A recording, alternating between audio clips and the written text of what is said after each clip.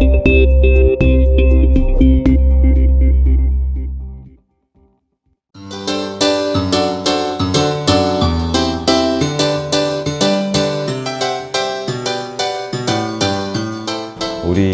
그 몸에 탄수화물을 이제 섭취했을 때 소화 요소에 의해서 그 탄수화물이 분해되면 이제 포도당으로 변합니다. 근데 이 포도당이 세포 내에서 이제 이용되기 위해서는 인슐린이라는 호르몬이 필요한데, 이 인슐린은 췌장에서 분비됩니다. 그런데 인슐린이 만일 췌장에서 분비되는 것이 모자른다거나 아니면 인슐린 기능이 떨어져서 세포 내에서 어떤 포도당 성분을 이용하지 못하게 됐을 때 혈액 중에 그 포도당 성분이 넘쳐서 소변으로 이제 배출될 때 이것을 병적인 상태일 때 당뇨병이라고 합니다. 한 2010년 통계로 보면 한 우리나라에 한 350만 명이 지금 당뇨병을 앓고 있는데, 그 중에 상당수는 지금 당뇨병을 자기가 앓고 있다는 걸 모르고 있다고 지금 통계적으로 나오고 있습니다. 당뇨병을 진단하는 기준은 8시간 공복 상태에서 혈액에서 이제 채취를 했을 때 혈당 수준이 126 이상이거나 아니면 그 경구로 그 포도당 성분을 한 75g 정도로 먹었을 때 그 혈당이 200을 넘어가는 경우, 또 증상이 있을 때 뭐 구갈이라든지 소변량이 좀 많아지면서 그 식사하고 무관하게 혈당 수치가 200이 넘어갈 때, 이런 한 3가지 경우에 당뇨를 진단할 수 있습니다. 우리가 보통 뭐 가끔 보면 그 소변에서 당 성분이 검출된다고 해서 당이라고 생각하는데, 당뇨는 그 혈액을 통해서, 혈액 검사를 통해서 진단을 하게 됩니다. 일단 당뇨 조절을 하는 데 있어서 이렇게 지금 목표 혈당치를 잡고 경구용 당뇨약하고 인슐린 제제를 쓰는데, 당뇨만 조절하는 것이 아니라 혈압하고 고지혈증도 같이 조절하게 됩니다. 만약 소변에서 당뇨 합병증으로 해서 이제 미세하게 이게 단백질 성분이 이제 소변으로 배출되는 경우가 있는데, 이럴 경우는 수축기 혈압이 한 130 미만으로 하게 조절을 하고, 고지혈증인 그 우리가 알고 있는 콜레스테롤 성분 중에 나쁜 성분이 LDL이라고 하는 콜레스테롤 성분이 있습니다. 이것을 100 미만으로 조절하는 것을 기준으로 합니다. 그래서 당뇨 환자에 있어서 당만 중요시한 것이 아니라 합병증을 막기 위해서는 콜레스테롤, 혈압 관리 이런 것이 같이 치료하는 것이 중요하겠습니다. 당뇨 혈당에 있어서 그 정상 혈당치가 있고 치료를 하는 데서 목표 혈당치가 있습니다. 정상 혈당치로서 식후 8시간 이후 공복 시에 70에서 100, 그리고 식후 2시간 후에는 90에서 140이 정상 혈당치입니다. 그리고 당뇨 조절을 하게 됐을 때 목표 혈당치라는 게 있습니다. 그거는 공복 시에는 70에서 130, 그리고 식후 2시간에는 90에서 180 사이를 목표 혈당치로 합니다. 노인 환자에게서 혈당 조절과 그 다음에 젊은 층, 예를 들면 30대 후반이나 40대 초반에 당뇨병이 발생한 분하고는 다르죠. 우리가 결국엔 당뇨를 조절하는 거는 그 증상 개선과 합병증을 막기 위한 것이거든요. 30대 후반이라든지 40대 초반에 당뇨를 앓았을 경우 여생의 기간이 우리가 이제 보통 평균 수명이 이제 80세까지 가지 않습니까?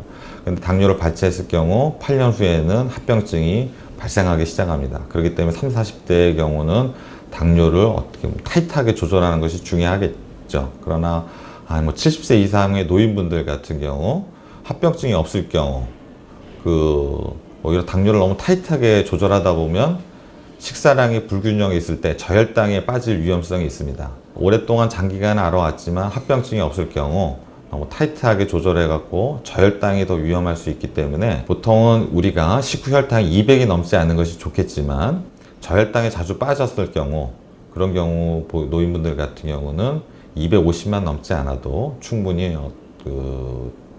어떤 조절이 된다고 이렇게 봐야 될 것 같습니다. 그리고 무엇보다 저혈당을 유발이 무섭기 때문에 노인분들은 식사량이 좀 불규칙했을 경우 약물 복용하고 식사를 안 하게 되면 바로 저혈당이 올 수 있습니다. 저혈당 증세로는 의식이 흐려지고 식은땀이 나고 심박수가 빨라지고, 이런 경우는 빨리 혈당을 체크해보고 사탕 서너 개라든지 콜라 한 컵조라든지 오렌지 주스 한 반 컵 정도 마시고, 그리고 나서 혈당을 한 15분 있다 체크했는데 그래도 부족할 경우는 다시 한번 설탕을 서너 개 복용을 하고 인근 병원으로 빨리 가서 확인을 해보는 것이 중요하겠습니다.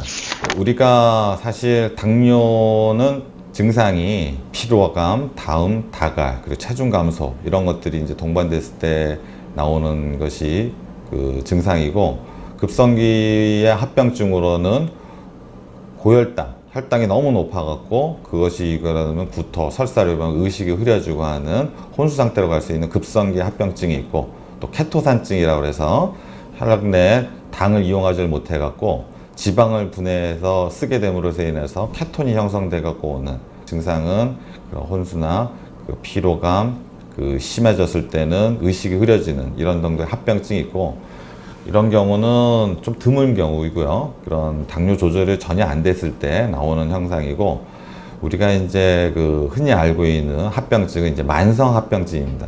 당뇨를 조절해야 된 이유가 합병증이 무서운 거거든요.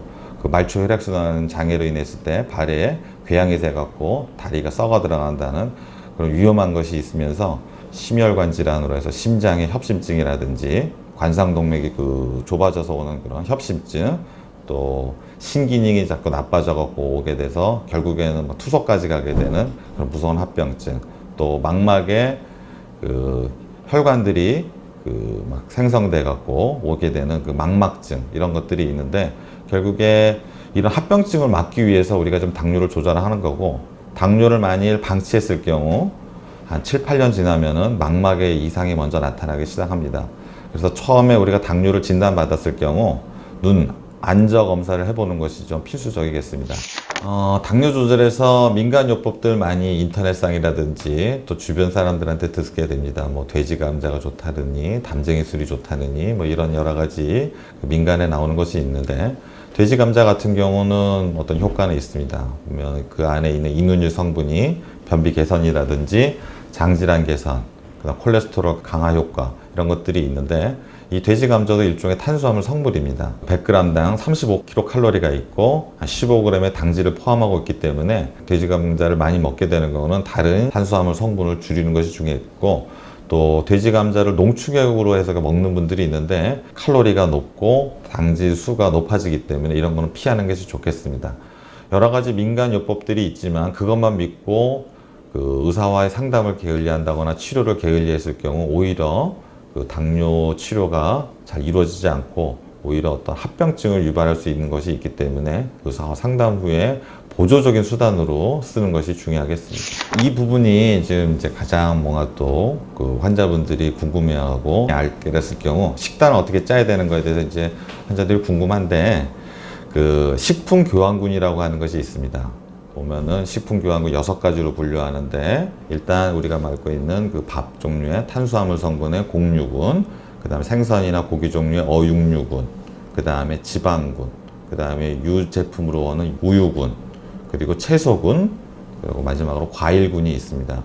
그걸 기준으로 해서 내가 일일 평균 필요한 칼로리를 계산해서 이제 거기에 맞추면 되는데, 대부분의 사람들이 그거에 맞춰서 식단을 짜갖고 하는 것이 좀 사실 힘든 상태입니다. 그래서 그거 자체가 또 어떻게 보면 또 스트레스가 될 수 있는데, 일반적으로 이렇게 생각하시면 됩니다. 일단은 삼시세끼를 거르지 말고 또 한 번에 폭식을 하지 않는 것이 중요하겠습니다. 그리고 될 수 있으면 흰 쌀밥을 먹지 않고 오곡을 섞은 잡곡 위주로 식단을 짜는 것이 일단 제일 먼저 중요하겠고, 그 다음에 밥보다는 반찬을 많이 먹는다고 생각하셔야겠습니다. 그리고 반찬도 어느 하나 쪽으로 편중되다기보다는 고기나 생선, 야채 를 골고루 섭취하는 것이 일단 중요하겠습니다. 바로 탄수화물로 흡수될 수 있는 그런 청량음료라든지 또 설탕이 많이 들어가 있는 사탕이라든지 당 성분들에 대해서 이제 주의를 해야 되겠고요. 운동하고 나서 어느 정도 이제 당이 떨어졌겠으니까 방심하고 이제 청량음료를 많이 마시게 되는 경우는 혈당을 확실히 올라가게 할 수 있으니까 그런 걸 좀 주의하겠습니다. 그리고 운동은 일단 시작을 하게 됐을 때 하루 자기가 최대로 발휘할 수 있는 힘의 한 60%를 쓰면서 하는 것이 좋겠는데, 60%라는 것이 어떤지 잘 모르잖아요. 그러면 가볍게 숨이 좀 차거나 땀이 흐를 수 있는 정도의 어떤 강도로서 보통 한 300칼로리 이상을 쓰는 운동을 하는 것이 좋겠는데, 이게 노인분이라든지 장년층에서는 좀 힘들 수가 있거든요. 관절이 아프신 부분은 최소라도 하루에 한 30분씩 꾸준히 하는 것이 좋겠습니다. 식단으로만 이제 조절을 해갖고 운동을 하시는 분들은 식전, 식후가 아무 상관이 없습니다. 그러나 이제 당뇨 약을 복용하거나 인슐린을 맞는 분들은 식후에 혈당이 많이 올라가거든요. 식후 30분부터 1시간 사이가 가장 높이 올라갑니다.